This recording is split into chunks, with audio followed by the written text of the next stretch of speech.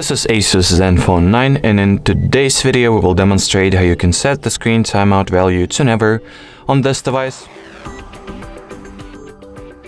So if we'll launch the settings, enter the display category and expand the available options for the screen timeout, which are located right here, or as they are precisely called on this particular smartphone, sleep values. We can clearly see that the highest we can go using the default means of the system is 10 minutes. Therefore, if you would like to opt for any higher values, or as it was in the start of this video, to set the sleep timer value to never, we will need to use the free Play Store app that is called Caffeine. So let's go ahead and get it. You gotta simply launch the Play Store at its typing bar, input the Caffeine name, then launch the page of this app and get it downloaded and installed.